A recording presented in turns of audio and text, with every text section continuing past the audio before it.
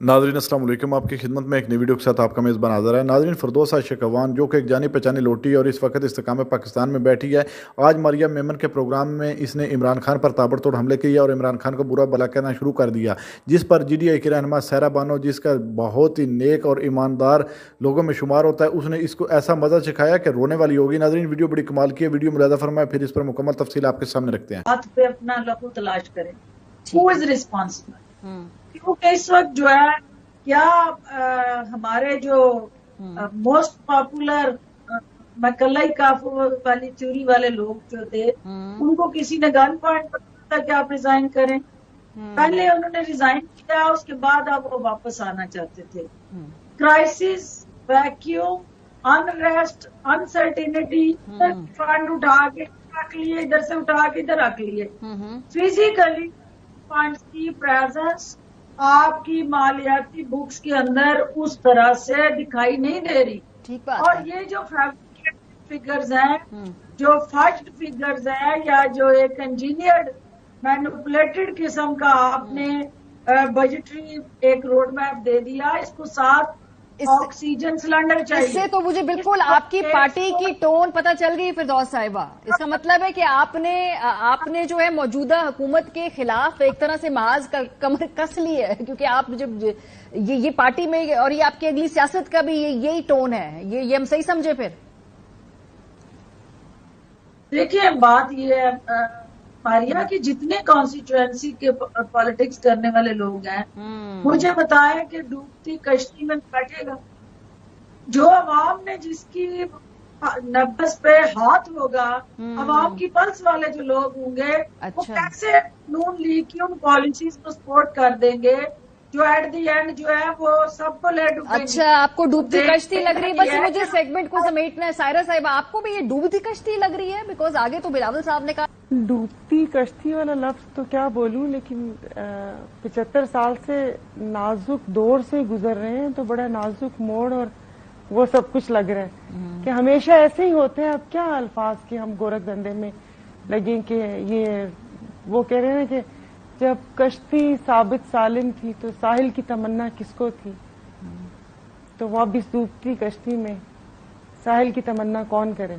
कि जो एक कोशिश करती हूँ बात करने की या किसी भी चीज को सही मस्बत क्रिटिसिज्म, वो कोशिश करती हूँ मैं। अब आपको क्या कहूँ कि अपोजिशन कौन कर रहा है? मतलब मैं या चित्राली साहब ही हैं जो कोई थोड़ी बहुत बात कर लेते हैं और उनकी उन चीजों को वो कर लेते हैं, लेकिन वही बात है, क्या कहते हैं कि निकाह खाने में तूती की आवाज कौन सुनता है। तो वो बस यही होता है कि बस उसको लाइट ही लिया जाता है। जैसे आपने शुरू में प्रोग्राम में चलाया कि वो स्पीकर साहब ने कहा कि आप भी स्पीच करके चले जाइएगा, यानी कि वो उस ऐवान को जो एक मुकद्दस ऐवान है एक मजाक बनाया हुआ है।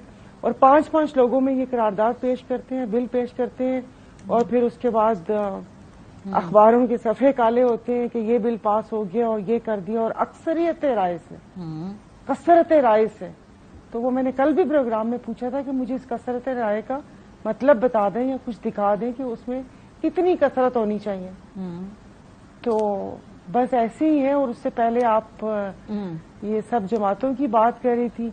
अभी थोड़ी देर पहले सुना है कि बिलावल साहब का बयान आया है और उन्होंने कहा कि हम इस बजट को मतलब नहीं मूव करेंगे क्योंकि कुछ थोड़ी बहुत खिचड़ी बन तो रही है। हाँ। तो उन्होंने कहा, लेकिन मेरा ख्याल है वो जो बयान है वो तो एक सियासी तकरीर है, क्योंकि जो बजट है जिसमें उनकी मर्जी से, उनकी मंशा से इकट्ठे कोलिशन का बजट है ना। अब अगर एक हफ्ते बाद आप कहें बजट में ये मसला है वो मसला है, वो एक सियासी तकरीर है। वहां उनके सामने अवाम थे, उन्होंने कह दिया, जाहिर कह देते होते हैं जलसों में ऐसी बातें।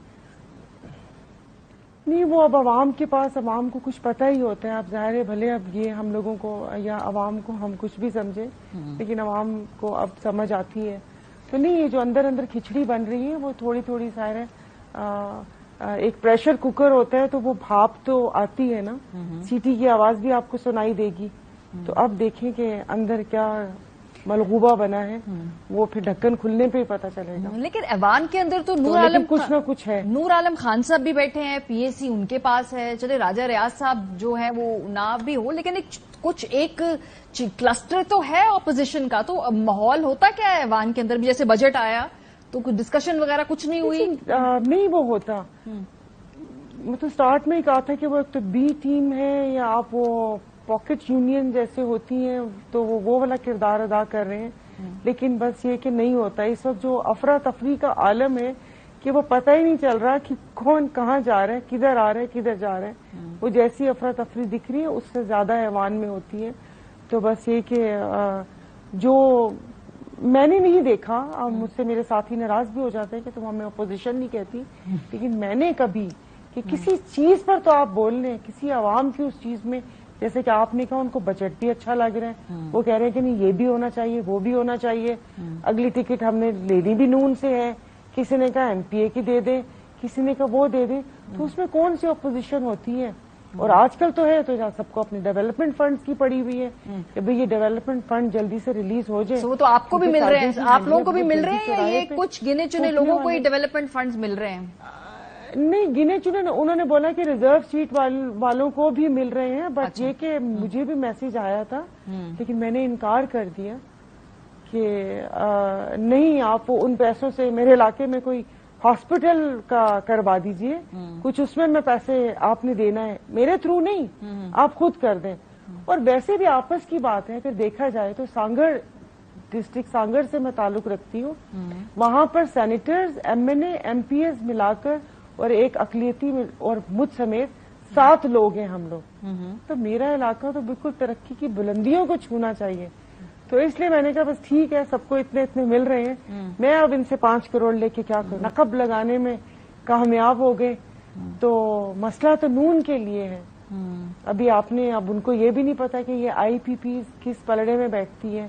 वैसे आईपीपी ने मुल्क को बहुत नुकसान पहुंचाया है। अच्छा। पावर सेक्टर में आईपीपी हैं जिन्होंने हमारे गर्दिशी कर्जा हजारों डॉलर तक पहुंचा दिया और हम उस कर्जे के बोझ तले दबे हुए हैं। पावर सेक्टर की आईपीपी नहीं, ये तो मेरा ख्याल है वो खाली इत्तफाकिया कोइंसिडेंस है कि वो मिल गए हैं आपस में मुखफ़फ़ नाम के आईपीपी। उनके कोई मेरा ख्याल है फिरदौस साहिबा या उनकी जमात का वो कोई बैठ के प्लान नहीं हुआ कि आईपीपी जो है उसकी हमने कोई काफी रदीफ मिलाने। हाँ जी, वो बस हमें पता चला कि इस्तेहकाम है तो वो फिर इस्तेहकाम है पाकिस्तान पार्टी। अच्छा, ठीक है, अल्लाह करे पाकिस्तान को इस्तेहकाम और दवाम बख्शे।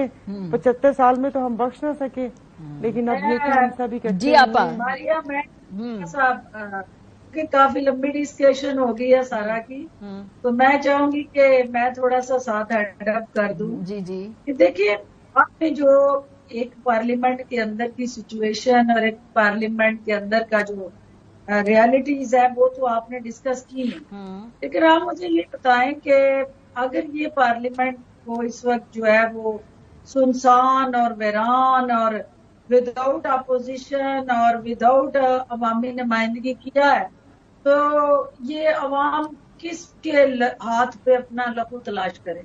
Who is responsible? नाजरीन, आपने वीडियो मुलाजा फरमाई है। नाजरीन, फिरदौस आशिक अवान जो कि एक जानी पहचानी लोटी है और इसके जितने भी प्रोग्राम आप उठाकर देख लें, इसने कभी भी तमीज़ के दायरे में रहकर बात नहीं की। हमेशा बात तमीज़ी करने पर उतर आती है और जिस पार्टी को छोड़कर आती है उस पर ताबड़तोड़ हमले करती है। अब इसको इमरान खान में सारी बुराइयां नजर आ रही हैं। जब ये उस पार्टी में मौजूद थी, उस पार्टी में वजीर इतलात थी, तो उस वक्त इसको कुछ भी नजर नहीं आ रहा था। हर वक्त इमरान खान के गीत गाती रहती थी, पीटीआई को सरखरू करती रहती थी। लेकिन आज इसको सारे वो गुस्से, सारे इल्जामात जो है वो याद आए। नाजरीन, ये इस तरह की कुछ लोटियां जिनमें उज़मा बुखारी, फिरदौस आशिक अवान, मरियम औरंगजेब, ये वो हैं जिन्होंने पार्टियों को और मुल्क को तबाह बर्बाद करके रख दिया है। और इनका काम है एक पार्टी से दूसरी पार्टी में जाना, कभी किसी पार्टी में कभी किसी पार्टी में, और जिस पार्टी में इनको थोड़ी सी इज्जत व वकार मिल जाए ये उसके गीत गाने शुरू कर देती हैं और पिछली पार्टियों पर ताबड़तोड़ हमले करती हैं। आज के प्रोग्राम में भी इसने इस तरह ही किया, जिस पर मैं सलाम पेश करता हूँ GDA की रहनुमा सहरा बानो जो कि एक बहुत ही बाहिम्मत और दलेर खतून है। उसने इसको हकीकी आना दिखाया। लेकिन नाजरीन, इस तरह की लोटियों को कोई फर्क नहीं पड़ता। नाजरीन, आपने वीडियो मुलाजा फरमाई है, इस वीडियो के बारे में आपकी क्या राय है? क्या सहरा बानो ने जो कुछ इस लोटी को आना दिखाया वो हकीकत पर मबनी है या झूठ पर? वीडियो के कमेंट सेक्शन में कीमती राय दीजिए और अगली वीडियो तक आपने मेज़बान को दीजिए इजाज़त। अल्लाह हाफिज़।